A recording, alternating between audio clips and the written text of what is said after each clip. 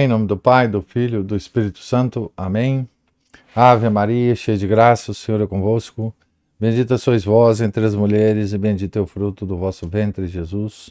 Santa Maria, Mãe de Deus, rogai por nós, pecadores, agora e na hora de nossa morte. Amém. São José, rogai por nós. São Felipe Neri, rogai por nós. Os santos anjos da guarda, rogai por nós. São Pio X, rogai por nós. Nossa Senhora de Fátima, rogai por nós. Em nome do Pai, do Filho e do Espírito Santo. Amém. Bom dia a todos. Nós estamos aqui na página 50 do livro, que é um depoimento do cardeal Rafael Mério Delval sobre Pio X, intitulado O Papa que eu conheci de perto. Nós estamos aqui no meio do capítulo que é intitulado Características de Pio X, né? Ele está, então, tentando dar uma ideia da personalidade, dos traços pessoais, né, de São Pio X, através de depoimentos e de observações dele mesmo, né, do próprio autor, né? Então, seguindo aqui na nossa leitura, o mesmo espírito de fortaleza se manifesta nas importantes encíclicas e decretos promulgados por Pio X no decurso de seu pontificado, nas alocuções públicas, nas frequentes admoestações e exortações de todo o gênero, na correspondência privada, a qual, né, obviamente, o cardeal Mério Delval tinha acesso, né, a essa correspondência, né. Convém deixar claro que era o próprio Santo Padre que muitas vezes escrevia por si mesmo as minutas de importantes documentos, ou facilitava a respectiva redação com copiosas anotações e apontamentos. Alguns desses autógrafos, escritos com toda clareza, assim como muitas cartas particulares, ainda inéditas, estão em meu poder e posso transcrever do original alguns parágrafos. Especialmente notável, entre outros documentos, é a breve e inconfundível exortação que dirigiu aos bispos franceses, que consagrou pessoalmente no altar da Cátedra de São Pedro, a 25 de fevereiro de 1906, depois da ruptura da concordata pelo governo francês. Aqui tem uma nota que é importante ler do tradutor, né? Para se ter uma ideia do momento histórico, enfim, essa concordata, etc. Em 1892, então estou lendo a nota agora, o Papa Leão XIII havia recomendado formalmente aos católicos franceses que aceitassem a forma de governo republicana, imposta de fato desde 1870 na França. Com isso, o pontífice deu considerável impulso à célebre política do ralliement. Ralliement significa, em francês, religação com a República Francesa. Esse ato de Leão XIII dá o que falar, né, historicamente. Enfim, muitas críticas, enfim, né? Tratava-se, na perspectiva de Leão XIII, de fazer com que a França republicana, laica e anticlerical reatasse a vinculação profunda que no passado monárquico tivera com a Igreja. Vocês vejam que coisa, né? Que inocência, né? De um pontífice tão inteligente, tão bem formado, tão intelectual, né?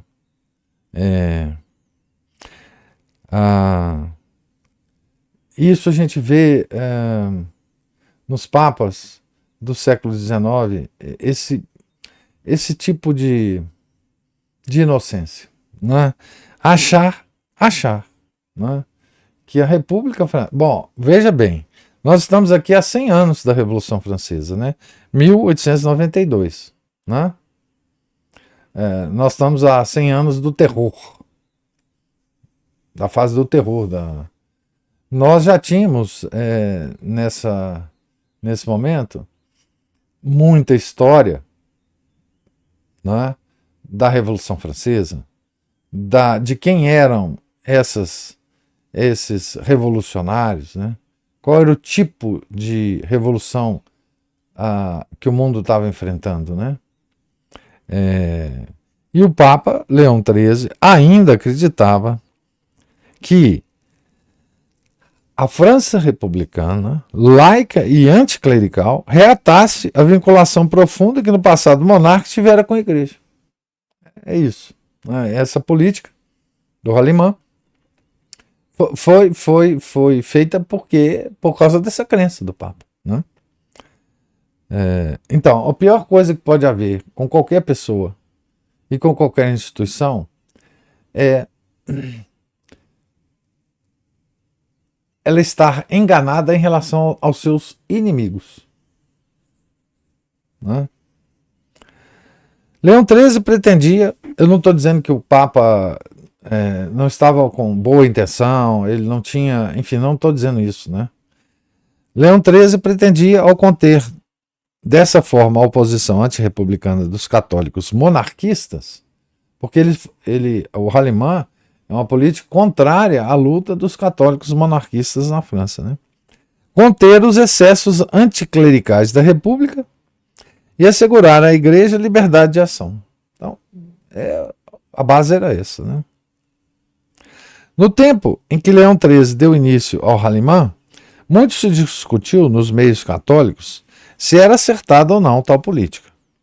Teria o pontífice agido bem ao fixar essa norma de conduta para os católicos franceses? Essa era uma pergunta que, com todo o acatamento à sé de Pedro, com todo o respeito e veneração, mas também com toda a objetividade, um católico podia fazer, tratando-se de matérias em que, conforme os termos da definição dogmática do Concílio Vaticano I, o Papa não é infalível. Essa questão se tornou ainda mais cogente depois à vista do insucesso político que representou para a Igreja o Hahnemann. Com efeito, os fatos se encarregaram de mostrar que as esperanças nutridas por Leão XIII de mitigar o anticlericalismo feroz dos republicanos franceses não foram realizadas. Claro que não seria, né? Qualquer um, pelo amor de Deus, né? Nessa época já podia fazer isso, já podia ver isso, né? O resultado concreto do Hahnemann é que se desmobilizou a oposição monárquico-católica à República, sem que esta tenha abrandado seus ataques à Igreja. O próprio Leão XIII, anos depois, reconheceria o insucesso da política em que depositara tantas esperanças, pois o Hahnemann, longe de abrandar, somente assanhara os ímpetos anticatólicos da Terceira República. São Pio X herdou os frutos dessa política. Logo no início do seu pontificado, a República Francesa, dando sequência à política antirreligiosa que já nos tempos de Leão XIII vinha acentuando, rompeu unilateralmente a concordata firmada com a Santa Sé e confiscou os bens eclesiásticos. São Pio X preferiu adotar uma política muito mais combativa que o antecessor e conseguiu, com sua força moral extraordinária, obrigar a ofensiva anticatólica a recuos muito consideráveis. Então, aqui está o momento histórico, né, em que em 25 de fevereiro de 1906, o Papa São Pio X se reúne com os bispos franceses, né, que ele ia consagrar bispos pessoalmente. Então, do altar, né, da Cátedra de São Pedro, ele, então, faz uma exortação. Tá? Nós já vimos alguma coisa disso no livro anterior, né, que ele, enfim, que ele exalta os bispos franceses a seguirem, enfim, o seu apostolado, mesmo sem as propriedades da igreja que foram confiscadas, etc. Enfim, as propriedades da igreja hoje, até hoje na França, são do governo francês, né? Embora a igreja use essas propriedades. Pois bem, seguindo a leitura então. Sem reconhecimento e ajuda oficiais, referidos prelados se dispunham a entrar em batalha e ninguém podia prever o que os esperava. Pio X os recebeu privadamente em sua biblioteca e lhes falou desta forma. Estava, aspas para São Pio X, né?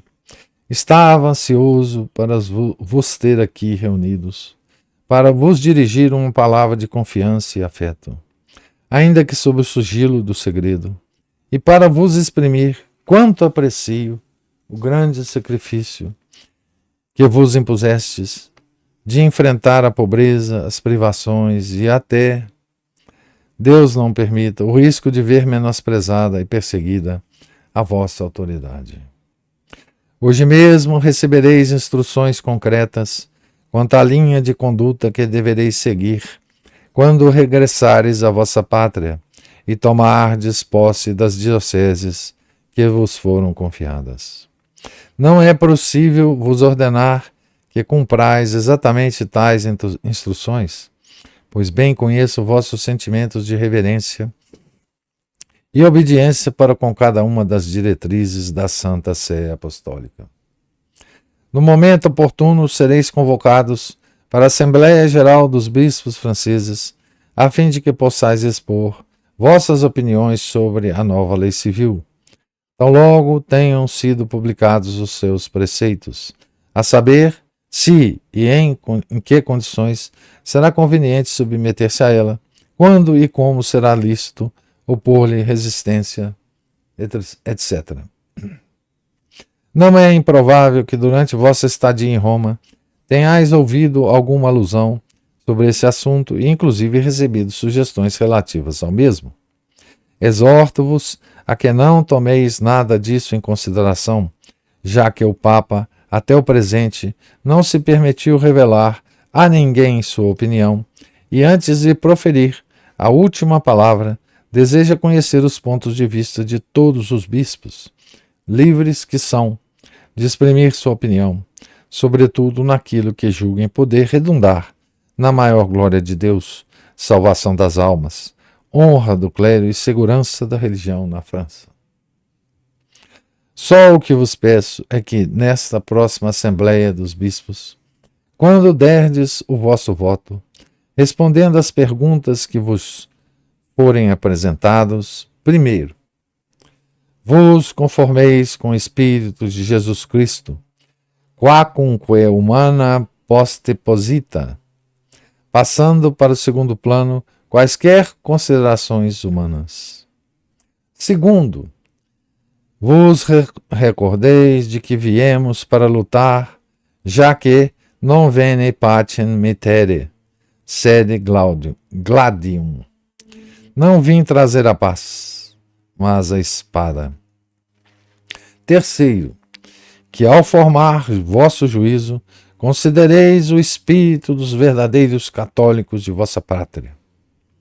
Quarto, tenhais presente que sois chamados a salvaguardar os princípios essenciais de justiça e a defender os direitos da Igreja, que são os direitos de Deus. Quinto, que, se em alguma ocasião vos virdes tentados a faltar com a vossa dignidade ou com vossos desejos, tenhais em conta não só o juízo de Deus, mas também o dos povos, que têm os olhos postos sobre vós. Concluo afirmando-vos que invejo a vossa sorte e que de bom grado compartilharia vossas dores e aflições, permanecendo junto a vós para vos alentar. Mas ainda que materialmente distante, estarei em espírito constantemente ao vosso lado e nos encontraremos a cada dia no divino sacrifício da missa, diante do santo tabernáculo, e ali obteremos forças para a batalha e meios seguros para a vitória. Fecha aspas. Veja, Isso foi uma reunião secreta entre o Papa e os bispos da França, né?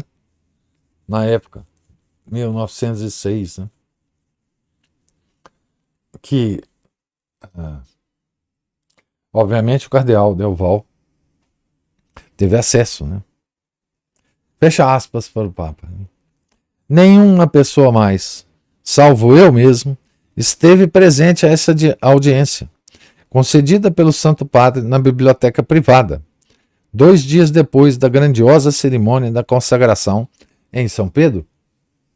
Havia memorizado essa breve alocução, mas, contrariamente ao costume, preferiu lê-la do próprio manuscrito, com entoação solene, detendo-se em cada palavra para fazer ressaltar com maior firmeza a importância do que desejava dizer aos ouvintes. Tal energia e tal força de caráter se manifestaram sempre em seu trabalho cotidiano. Quando se tratava de casos especiais em que era indispensável, por fidelidade a seu sagrado dever, proferir uma censura ou uma condenação, Pio X sempre combinava a severidade com a ternura do afeto paternal. E se via obrigado a punir um culpado, sentia ele próprio a falta e a dor do outro. Refiro aqui um entre muitos exemplos que poderia citar. Recordo perfeitamente que certa manhã o Santo Padre me confidenciou que receberia em audiência uma pessoa que havia faltado de modo muito grave com seus sagrados deveres. Era um caso bastante triste. A intervenção direta do Papa se havia tornado inevitável, pois o escândalo era notório e o faltoso não parecia inclinado ao arrependimento e à penitência. Nessa ocasião, sua santidade estava com um aspecto triste e cansado. Contou que havia passado mal à noite, preocupado com essa entrevista e com a necessidade de falar com a máxima severidade. Estava decidido a resolver quanto antes o assunto, mas, disse, lhe custava enormemente, compreendendo o golpe que significaria para o culpado. Rezai por mim uma Ave Maria, Eminência, acrescentou, para que o Senhor abençoe essa audiência e faça com que o interessado não se rebele e não me obrigue a ir mais longe. Poucas horas depois, o Santo Padre irradiava satisfação. Tudo foi perfeitamente bem, exclamou sorrindo. O infeliz terminou por confessar que era verdadeiro tudo quanto eu dizia. Não poupei o rigor, mas graças a Deus, submeteu-se e agora teremos de fazer todo o possível para ajudá-lo. Quando impunha alguma punição, a severidade do seu semblante e a sonoridade solene de sua voz produziam uma impressão terrível na pessoa faltosa. Mas a cólera de Pio X era a cólera do Cordeiro, a cólera santa, que não é pecado. A doença, o cansaço ou a dor sofrida por outros, especialmente pelas pessoas que conhecia mais intimamente, ou pelas que estavam a seu serviço, ainda que em ofícios muito modestos, despertavam infalivelmente sua mais profunda compaixão. Não descansava sem se ter assegurado de que haviam sido aliviados. Abre aspas aqui. Não vos preocupeis com respeito a tal pessoa, escrevi em casos desses. Já fizestes o que estava ao vosso alcance. Menos ainda vos deveis preocupar a meu respeito, já que gozo de boa saúde e vivo feliz e contente com o bem-estar dos que me são caros. Só me aflige o temor de que eles possam sofrer. Assim, pois, coragem. Fecha aspas.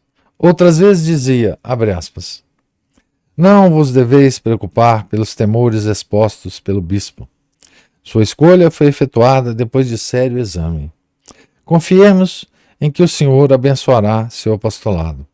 Em todo caso, a responsabilidade pela nomeação não é só vossa, é também minha, e ambos a compartilhemos em paz. Assim, pois, avante e coragem. Fecha aspas. Era inigualável a sensibilidade de seu temperamento afetuoso. Sem embargo disso, não havia em Pio X a menor marca de sentimentalismo débil ou de emoção não razoável. Como acertadamente afirmou o cardeal Messier, era forte o caráter de Pio X. Quando acontecia de outra pessoa não conseguir dominar a própria emoção e entregar-se em sua presença a uma excessiva manifestação de sensibilidade, a resposta que imediatamente saía dos lábios do Papa era: "Esto vir", seja homem, acompanhada de um gesto enérgico e firme. "Esto vir".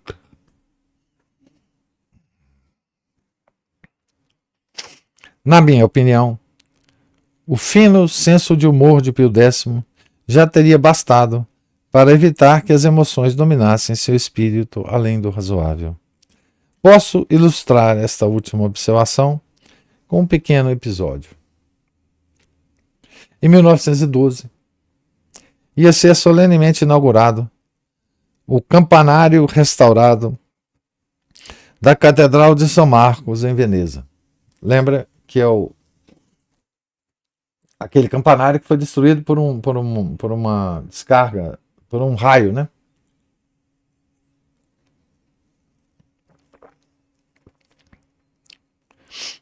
E que foi, então, reconstruído. Veja, só em 1912, né, que ele seria muitos anos depois, né? Eu não lembro mais quando é que ele foi destruído. Mas, então, em 1912, né? O Santo Padre, naturalmente, tinha acompanhado com maior interesse a reconstrução do histórico monumento, tão estimado pelos venezianos.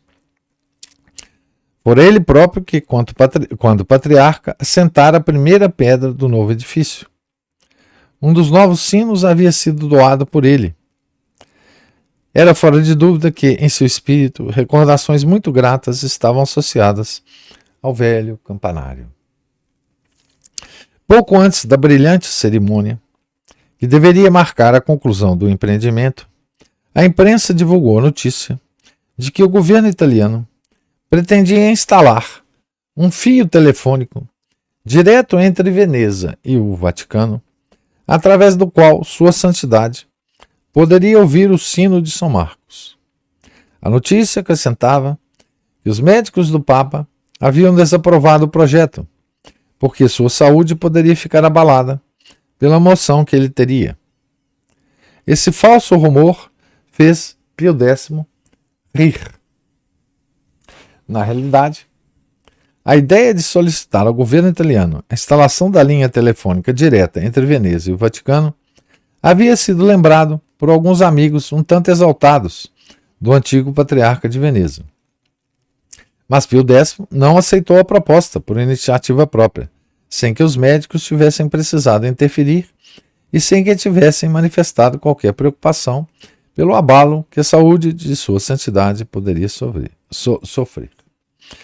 Pio X riu de bom grado dessa história e, comentando-a, me disse de bom humor. Aqui é o humor do Papa, né? Será que julgam que sou uma jovenzinha? Sinceramente, não aceitei a sugestão dessa boa gente, entre outras razões, porque provavelmente a linha telefônica estaria tão barulhenta que eu quase nada conseguiria ouvir. E piscando o olho, acrescentou: além disso, já tenho sinos até demais para ouvir em Roma. Aqui ele vai explicar por que isso, a que referência ele faz aqui nessa frase, né? Aqui ele fala da linha telefônica barulhenta. Quem é velho como eu ainda lembra de linhas telefônicas barulhentas, né? Ruídos, etc. Hoje ninguém mais lembra disso, porque vocês são muito jovens, né? Esse acréscimo tinha duplo sentido. O acréscimo além disso, já tem os sinos demais sinos até demais para ouvir em Roma. Então, esse acréscimo tinha duplo sentido. Com ele, o Santo Padre aludia ao interminável repique dos sinos de São Pedro, tão perto de seus aposentos que às vezes lhe era penoso suportá-los. Mas os familiarizados com a expressão italiana sentire troppo campane, ouvir sinos demais, compreenderão facilmente que estava querendo aludir principalmente ao antagonismo inevitável de opiniões, petições e queixas com que tinha de se defrontar continuamente. Então aí está o sentido, né, do sentire troppo campane. Possuía coração alegre e amável, vontade firme e varonil. Eram tais qualidades, apoiadas por sua confiança em Deus, que lhe permitiam suportar corajosamente o peso e as preocupações do seu árduo ofício. Então aqui a gente tem várias fotos aqui, né? Ao longo do capítulo que eu não estou descrevendo, mas vocês podem ver aí no livrinho essas fotos, né? Do Papa, tá certo? Então, nós terminamos aqui o capítulo que dá uma noção da personalidade, do modo, né, de agir, né, do Papa nas mais diversas circunstâncias, nas mais diversas dificuldades, né? Certo? E é um capítulo que, para os devotos desse grande santo, né, tem um particular interesse, né, sabor, né, de ver como um santo, né,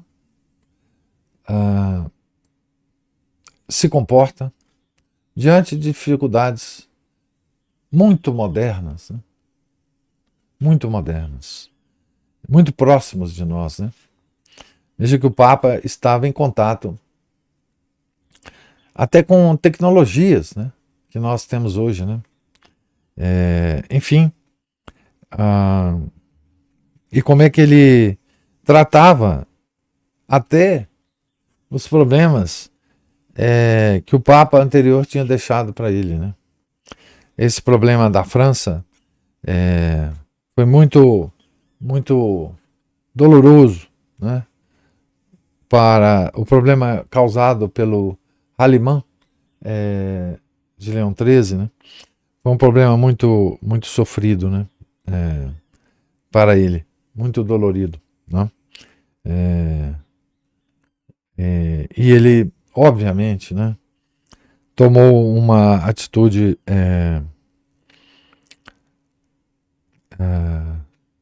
contrária, né, à de Leão XIII, quer dizer, enfim, essa política de Leão XIII foi muito terrível, né? E é uma pedra, né, no sapato do papado de Leão XIII. Leão XIII é um papa tão importante, né, com encíclicas maravilhosas, né, com o reavivamento do ensino de São Tomás de Aquino, né? As encíclicas dele são maravilhosas, bem escritas, é um grande intelectual, né? Mas nesse ponto, enfim, ele pisou na bola, né? Mas eu vou terminar aqui essa leitura hoje e dar oportunidade para a gente conversar um pouco, se tiver alguma observação, alguma algum comentário aí. Eu vi que o Márcio ou a Ana Paula estão escrevendo aí. Mas se vocês quiserem fazer comentários aí ao microfone, por favor. Professor, Sim? como o senhor disse, né, essa política do Halimã é bem contraditória, né? Porque um Papa que é, reafirmou a tradição da Igreja em várias encíclicas, né, acabou abrindo mão dessa questão política. Isso. Agora, eu li alguma coisa há mais tempo sobre isso, e na época o secretário de Estado dele era o Rampolla. Sim. E aí eu fico pensando se não tem alguma influência, porque assim, essa não se pode dizer, ou não sei, eu nunca li nada sobre o cardeal Rampolla, mas não se tem certeza, porque dizem que ele é maçom, mas isso ninguém tem certeza. Isso, ninguém tem Mas certeza. que ele era liberal, eu acho que isso era sim. É, ele era liberal. Então, pode ser que esteja aí uma influência dele, né? Certamente está, do Ron Paul. Certamente está no Holliman. É, mas, enfim, né? Foi o Papa que fez, né? Por mais que a gente admita, né? E não só do Rampolla, né? O Leão XIII, ele certamente consultou outras pessoas, né? Então, por aí a gente vê a força que já existia dos liberais, dos aí já nessa época já são modernistas mesmo, né? São liberais 2.0, né? Então, assim, E, pode dizer. não, o que eu ia falar é que, assim, a ameaça da República era de praticamente massacrar, prender padres e tal. É, E, diante de São Pio X, eles recuaram com muita facilidade, eles mas não fizeram nada.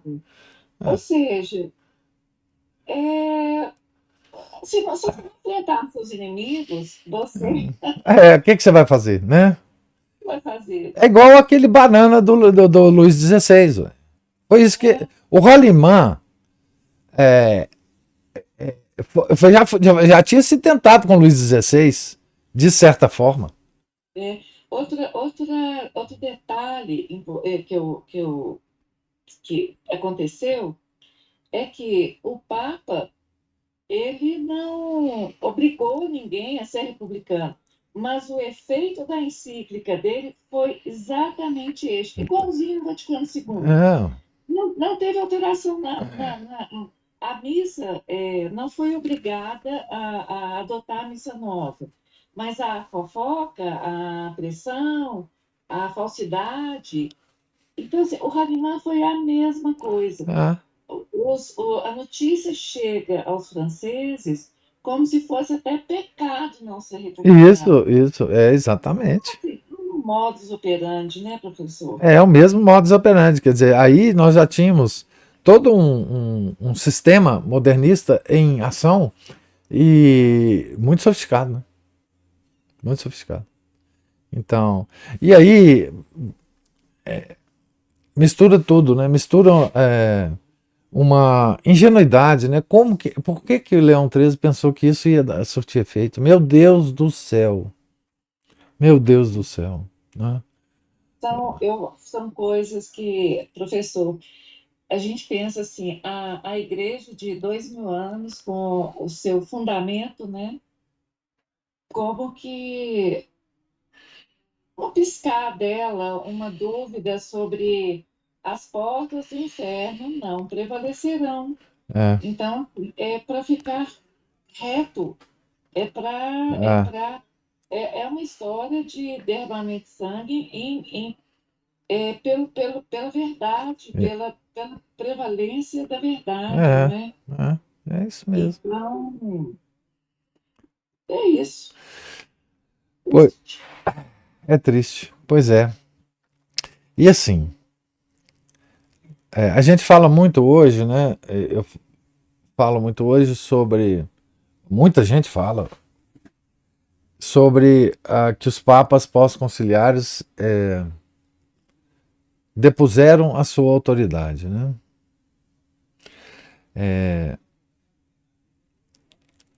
Quando a gente fala isso, a gente quer dizer exatamente isso: a autoridade de vigário de Cristo, né? Então, os papas anteriores na história da igreja, em muitas épocas, depuseram também essa autoridade ou não quiseram tomar atitudes que essa autoridade dava direito a eles de tomar, né? Então, assim, é que depois do Concílio Vaticano II, eles depuseram completamente a autoridade, né?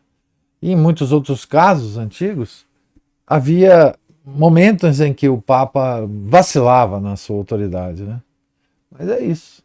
Aqui o Márcio está nesses últimos tempos escrevendo ao invés de falar. Hahnemann, dizer ao agredido para parar de brigar, de resistir e de se defender, enquanto o agressor não ganha nem uma bronca. Já vi isso em brigas familiares. Como sempre, o Hahnemann familiar é promovido pela mãe, mulher, e deve ser por isso que todo sádico acha que o agredido lhe deve gratidão e pedidos de perdão, ao invés de tomar uma sova que tal mimadinho merece. Gente assim só respeita a força. E o brasileiro médio se tornou esse sádico, amante do grosseiro e do grotesco, e que acha que quem não reagir às agressões dele, como um gangster psicopata, deve ser um masoquista, não uma pessoa mansa. Leão XIII entregou os monarquistas aos republicanos. O Papa São Pio X era pai, não admitia um filho ser espancado por um valentão e mandar o filho espancado ficar quieto. Isso é a respeito do Hahnemann, isso mesmo. Por isso que eu falo que o São Pio X foi uma montanha, né? Um pico, uma ascensão da igreja em relação aos papas anteriores e aos posteriores. Né? O Rampolla, membro ou não da maçonaria, era claramente um agente dela, procurador deles, não apenas um inocente ou idiota útil. É, sim, certamente. Isso é histórico. Né? Moral da história. A infalibilidade papal precisa ser melhor estudada, compreendida e praticada. Isso aqui tem tanta gente falando por um lado ou por outro. Outra moral da história. Ser um tomista teórico não significa obrigatoriamente agir de modo habilidoso e prudente. Isso aí é importante. Porque assim, e veja, o Papa, o Papa Leão XIII, ele é considerado o agente, não é, que trouxe de volta a igreja a importância de São Tomás de Aquino, que estava esquecido essa importância, né? Ele, com uma grande encíclica que ele escreveu,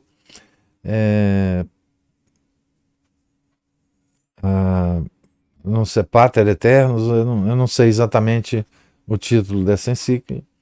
Ele então revisitou esse assunto e determinou que São Tomás de Aquino seria o estudo de teologia dos seminários.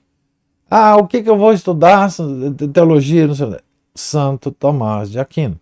Então ele reativou um movimento que vai ser chamado de neotomismo, né?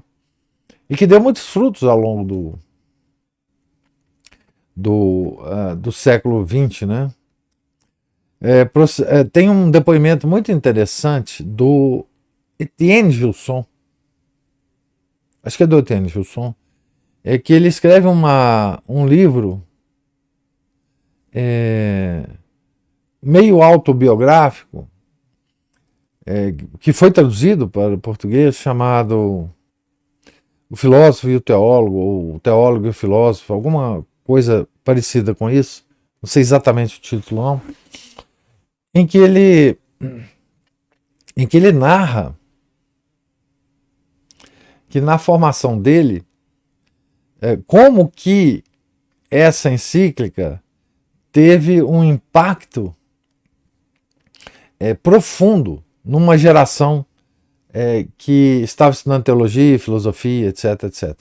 Na França, né? Principalmente. Porque ele era francês, né? Etienne. Então, outra coisa. O Papa Leão XIII, ele escreveu maravilhosas encíclicas sobre Nossa Senhora.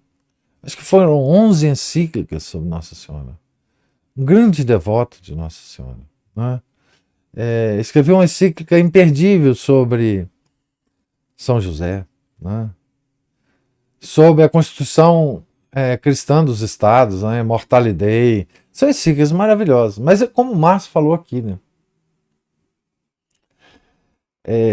Ser um tomista teórico, eu diria, ser um grande devoto de Nossa Senhora, ser um grande devoto de São José, ter um poder intelectual muito grande, não significa obrigatoriamente agir de modo habilidoso e prudente. Né? E principalmente, não significa saber se rodear de pessoas que têm boas intenções, né? Porque o Juan Paulo não era uma dessas pessoas. Né? Infelizmente. Né? Enfim.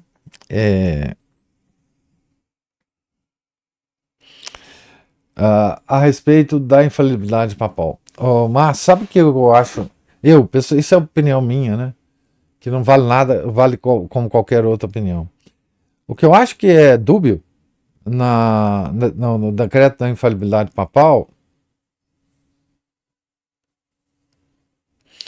é o escopo da infalibilidade, que é escrito como questões de fé e moral.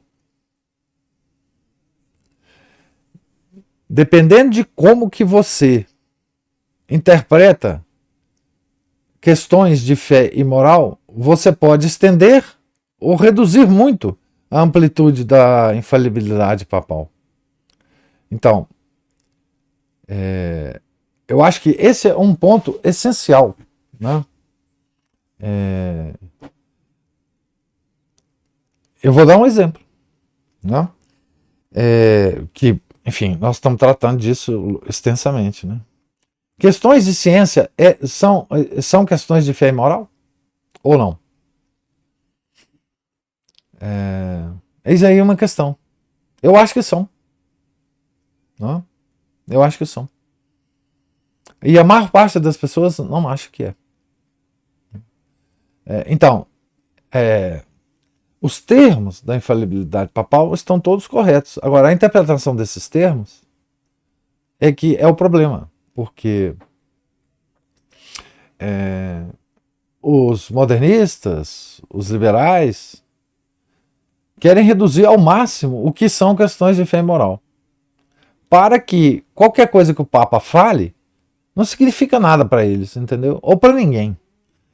Agora, uma outra coisa, né, é que nós, depois do Concílio Vaticano II, nem temos que nos preocupar com isso. Os católicos, em geral, podem ficar tranquilos, podem viver a vida maravilhosa que eles quiserem, porque os papas não invocam a infalibilidade para nada. Então nós estamos numa igreja que não fala infalivelmente para ninguém, para nenhum católico, e também não fala para o mundo. Né? Então, existem essas duas questões, né, sobre a infalibilidade papal, mas que extrapolem muito os assuntos que nós estamos tratando aqui, né? Mas é isso.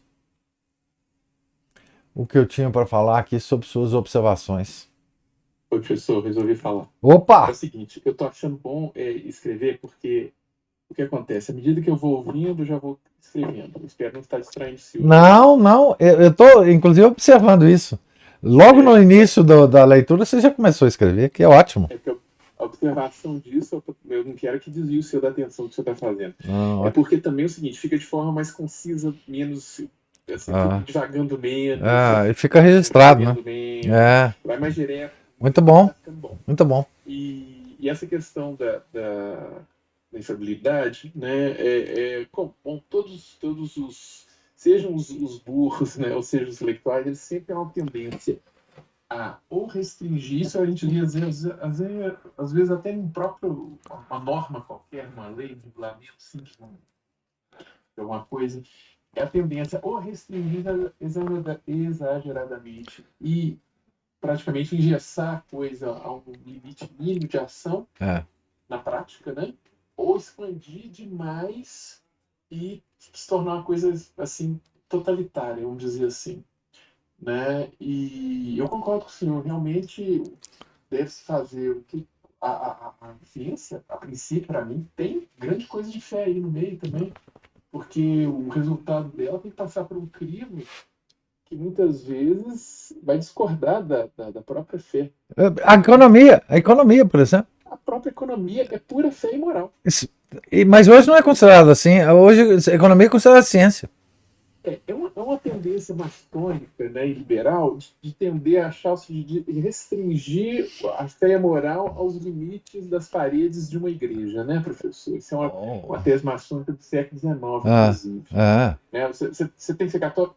Você é. 1 hora por semana, por favor. Mais nada. E muita gente já assimilou isso, muito católico, entre aspas, já assimilou isso, inclusive, lá no nosso meio.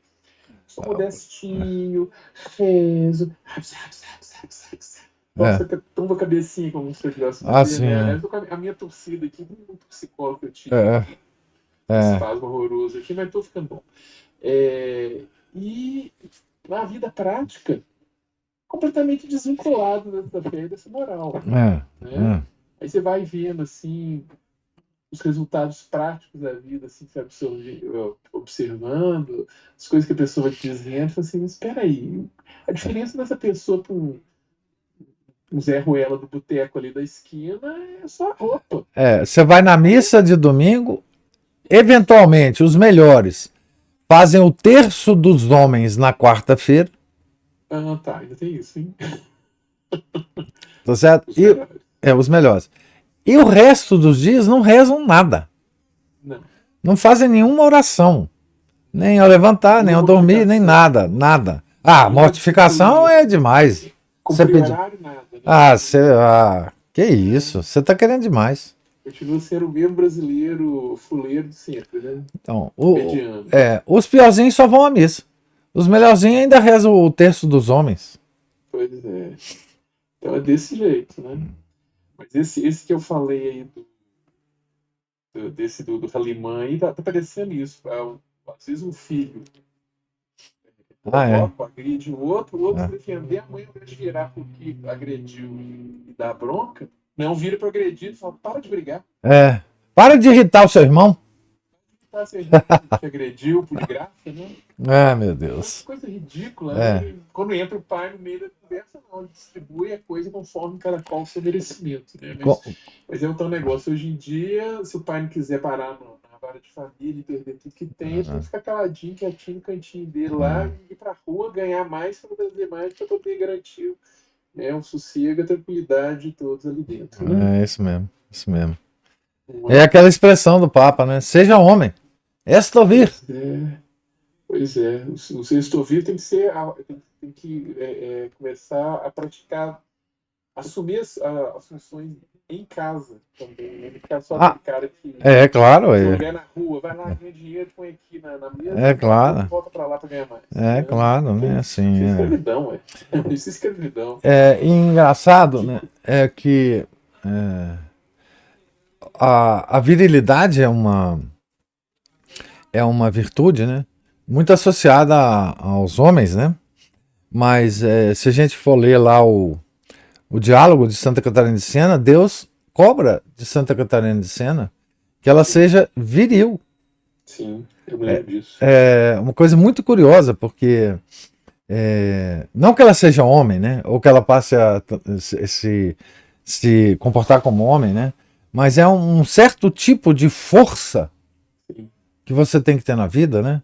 Contra essas. Fortaleza.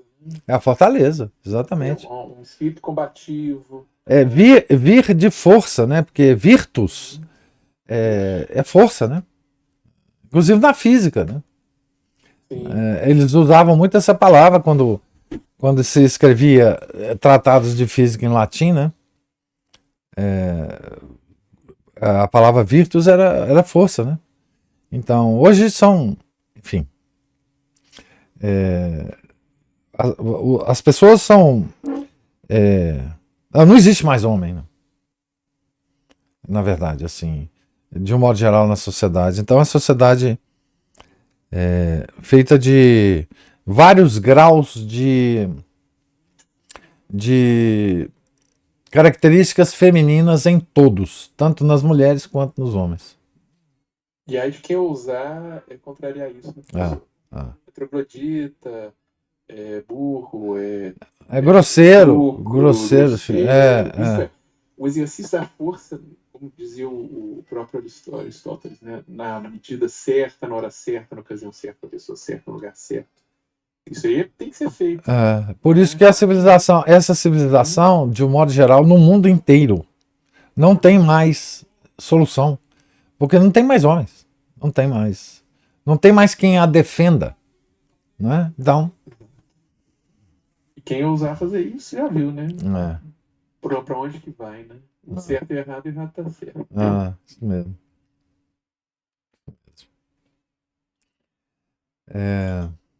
Professor, eu tenho uma tendência de associar essa expressão ouvir. Ouvir é força, né? Mas é a força virtuosa, né? É uma força predicativa, vamos dizer assim, né? E aí, professor, eu fico sempre fazendo essa relação com o combate à autoridade desde o protestantismo, né? Passando aí por todas essas revoluções.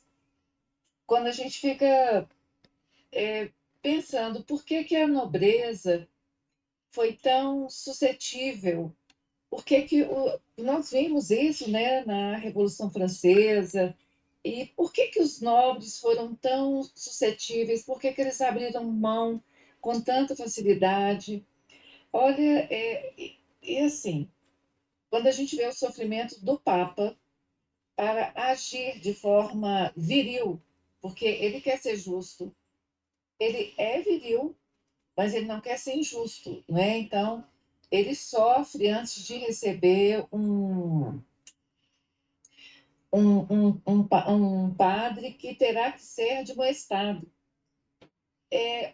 Exercer autoridade é um ônus imenso que inverteram tanto a realidade que a gente vive, que ligaram isso a um tipo de poder e privilégio, quando, na realidade, a autoridade justa, virtuosa, ela é um ônus, né?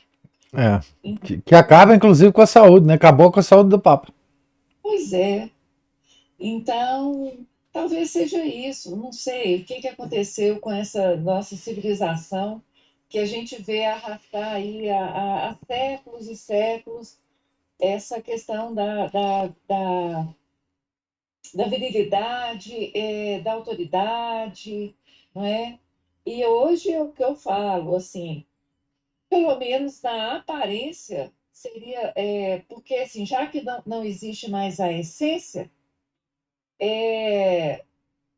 porque assim, quando você, nas manifestações aparentes, né, você destrói até a aparência das coisas, é porque isso já está num grau. Porque, veja, é difícil de falar sobre a aparência sem esbarrar na bobagem, né, que é a hipocrisia, que eu falo que acusam. Ora, hipocrisia é uma coisa, outra coisa é você tentar viver uma vida católica e cair com seu pecado diariamente. Porque aí vem safado do modernista e fala, tá vendo aí, tá lá na igreja toda semana, mas lógico, é assim que é a vida, né? Não é desse jeito, É. né? E eles criaram essa contradição, como se ela for, quer dizer, acentuaram essa contradição, que ela é da nossa natureza, como se fosse traço real da fé, que é assim. Isso aí tá tudo é fingimento, não sei o quê. Mas só para voltar aqui no que eu vivo chamando a atenção, no que eu vejo nos homens com relação aos filhos, eu falo, meu Deus, uma melosidade. Eu fico pensando, será que no dia a dia, naquela lida que a criança, porque essa criança é uma criança birrenta, óbvio. Óbvio que são crianças que não estão sendo educadas. É claro que elas não estão sendo educadas. É claro. Não se educa uma criança aquecendo as vontades da criança. A criança, ela nasceu para ser contrariada. Ela nasceu para obedecer, é da natureza dela. Uma criança é obedecer. É obedecer. A função da educação é mostrar para a criança as coisas dela que não tem cabimento nesse mundo. Não. Ela não sabe disso. Infelizmente, ela não sabe. O meu sobrinho, certa vez, usou uma expressão comigo e com meu marido, falou assim, nossa, admiro a tenacidade de vocês. O que ele chamou de tenacidade? É ir contra. É repetir dentro da família o que a gente acha que é em relação a tudo para os sobrinhos ouvirem, os filhos ouvirem. Quantas vezes forem necessárias. Quantas vezes forem necessárias. Meras opiniões, né? Porque hoje você não pode coagir ninguém a nada. Então, assim, você expressar uma opinião contrária já agride demais as pessoas, né? Você vê um paro na sociedade, porque você fala assim, não, todo mundo não é carreira, não. Vamos pensar em casar, vamos pensar em constituir família. Isso agride aí os ditantes. Então, voltando aqui à questão da virilidade, pelo menos na aparência, os homens deveriam tentar manter isso. Porque eu não acredito que em privado ele seja esse melado nauseante que eles demonstram na rua. Porque, assim, você está numa... Eu acho assim, como a gente sai fim de semana para, às vezes, almoçar fora, vai numa comida, aquilo, são os lugares que eu colho os melhores exemplos. O pai, assim, o que você quer, meu filho? Não sei o quê, e não sei o quê, e não sei o quê. Você olha aquilo e fala assim, Jesus Cristo, comida que é coisa que a gente tem que ensinar a criança a comer, aparência em relação aos outros e uma submissão abjeta. E eu tenho certeza que em privado isso não acontece, porque a criança, ela se excede. Eu imagino o quão impaciente esses homens devem ser em privado. Pois é. Aí a verdadeira autoridade se transforma em autoritarismo. Em privado. Em fígado, né? Coisa figadada. Isso, assim, isso. E às vezes em violência. Inexplicável. Ai, professor, que nós estamos no mundo realmente, assim, como eu admiro que tão próximo de nós, pelo menos assim, nós tivemos um Papa, como São Pio X, em que essa característica dele era assim, tão saliente, forte, né? Saliente. Tão saliente, tão forte. Essa característica de pai, de autoridade, de homem que não tergiversava com o erro. Como isso é assim tão bom saber que o nosso último Papa, antes do Papa que acusou o modernismo, teve esse caráter, né? Caráter tão forte. Isso é muito bom. É impressionante mesmo. Eu também acho. O Márcio diz assim, ó, pai meloso, mãe megera, filho cheio de frescuras. Família matriarcal pagã, respaldada pelo totalitarismo estatal e o feminismo. É isso mesmo. Mas antes ele estava dizendo aqui, né, que você estava falando, Cristina, sobre a nobreza. Márcio diz assim, a nobreza do século XVIII foi amolecida pelo luxo, as frescuras e o materialismo. Nada parecida com a nobreza austera e combativa medieval. É claro, né? Há estudos, inclusive, sociológicos, né, de intelectuais franceses que se debruçaram sobre a Revolução Francesa, né, mostrando que a Revolução, o sucesso dos enciclopedistas e a própria Revolução foi antecedido, né, foram antecedidos de uma mudança radical nos costumes, inclusive nos costumes de vestir, nas etiquetas dos salões franceses, né? A nobreza se transformou em uma casta que não tinha mais nenhuma ligação com a terra, com o trabalho de proteção, não é? Com a dureza de tirar o sustento do próprio trabalho, né? E isso é fruto da transformação da monarquia medieval para a monarquia absolutista, porque a monarquia absolutista ela precisa necessariamente de nobres puxa-sacos do rei. E esses nobres puxa-sacos do rei é que constituíram essa nobreza luxuosa, né? Cheio de frescuras e modas e roupas e penteados e perucas e que a gente vê inclusive nos quadros, né? Então a monarquia absolutista ela precisava de transformar a classe de nobres na classe dos puxa-saco do rei. E aí aconteceu, né? De puxa-saco do rei a baba-ovo de filósofos iluministas. Foi um pulo, né? Infelizmente. São todos baba-ovos de filósofos modernistas, safados, diabólicos, maçons, enfim, aquilo que a gente já conhece, né? Mais alguma observação? Comentário? Então, Deus lhes pague. Opa! Diga, Ana Paula. É que, ouvindo a Cristina falar sobre como que é quase um pecado descumprir, né, o que o Papa, né, falou a respeito daquela questão, né,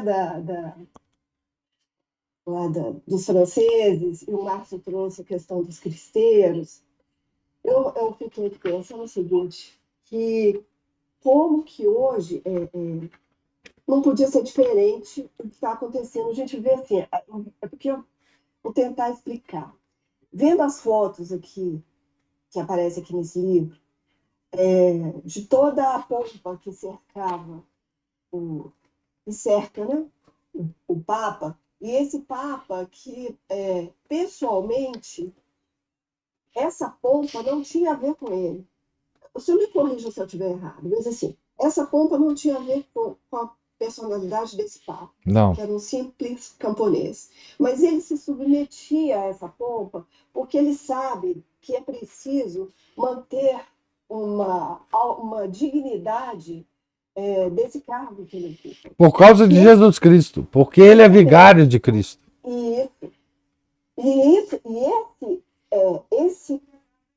Esse lugar que ele ocupa, né, e que Nosso Senhor delegou a São Pedro desde lá no início, isso veio passando, essa dignidade ela tem que ser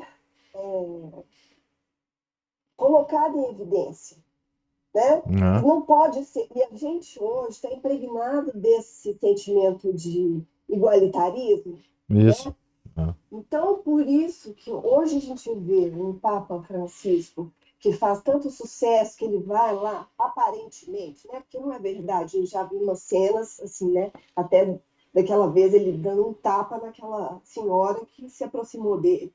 Então, assim, esse Papa que agora não mora, não dorme dentro do Vaticano, está lá no apartamento mais simples, que usa uma cruz mais simples, né? E que não se coloca como vigário de Cristo.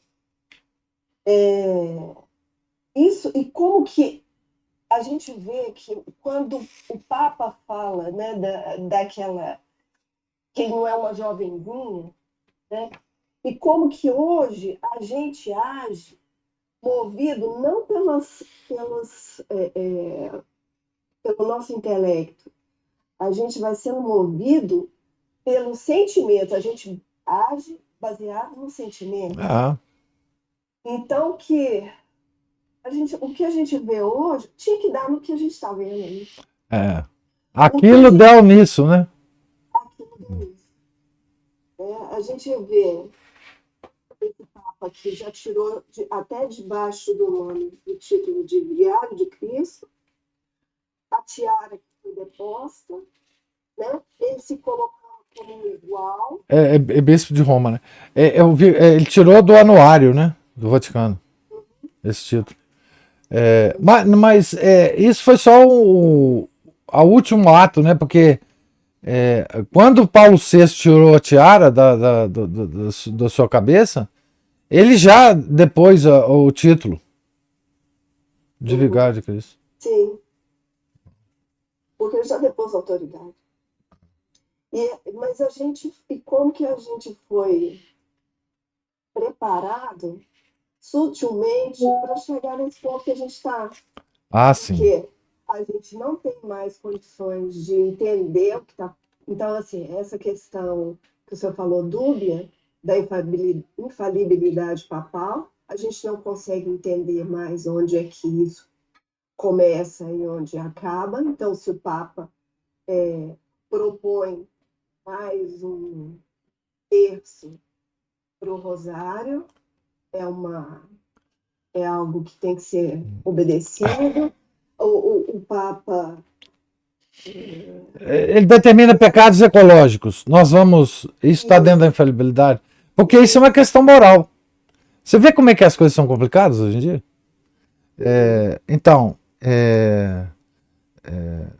Mas como nós não sabemos tratar com sutilezas, né, Ana Paula? Nós perdemos a capacidade. Tem mais. Temos, não. Uma sutileza para nós. Mas os caras... Nós estamos vivendo hoje a era do jogo do tigrinho. Como é que você quer que pessoas que estão preocupadas com isso tenham alguma sutileza intelectual para entender qualquer coisa um pouquinho acima do normal, né? Assim, não há a menor perspectiva disso, né? Porque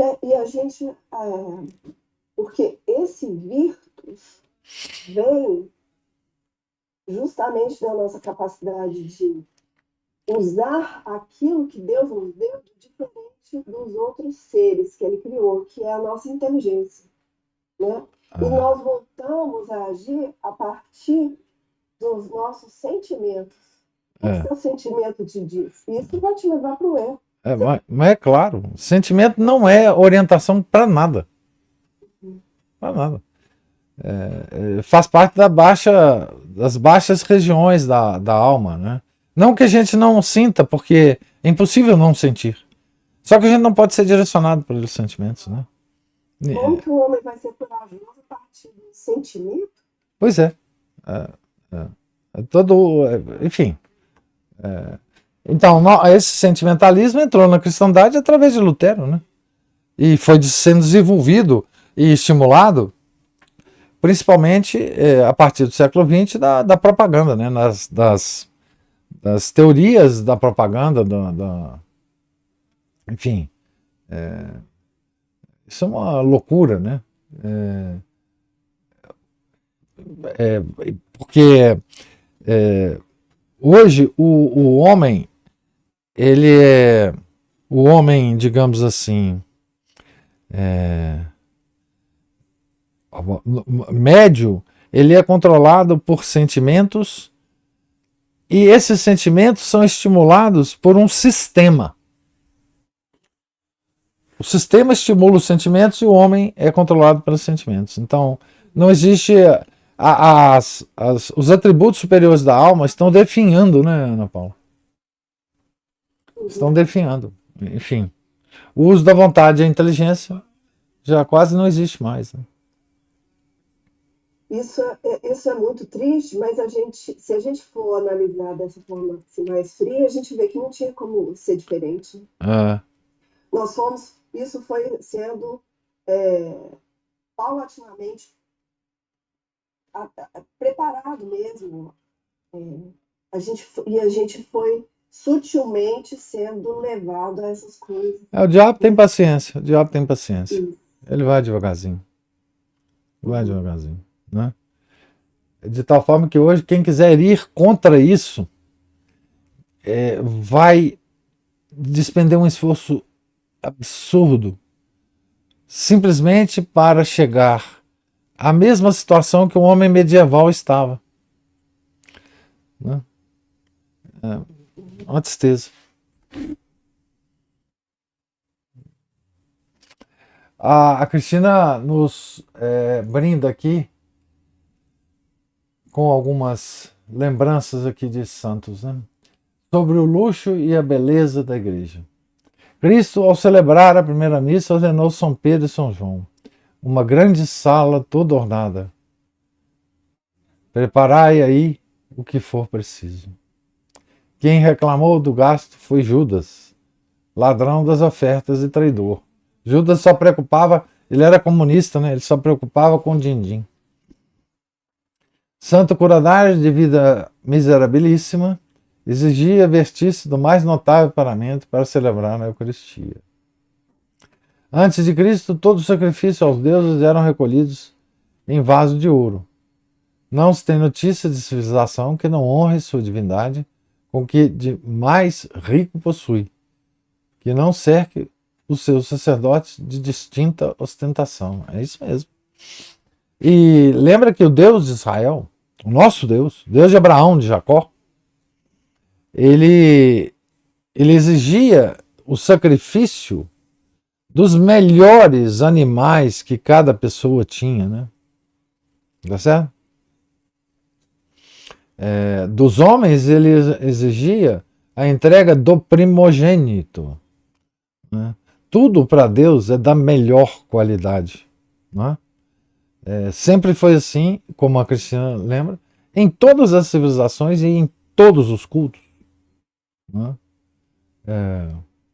Mas hoje parece que a igreja decidiu que riqueza, esse tipo de louvor a Deus é ostentação. Né?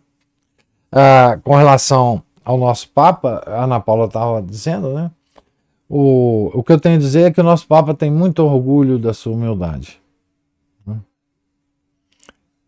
Ele ostenta a sua humildade. É uma coisa, enfim, incompreensível. A própria frase que eu falei é incompreensível. Né? Mas o Papa Francisco ostenta a sua própria humildade. Né? Isso mostra a situação da igreja, né? Infelizmente.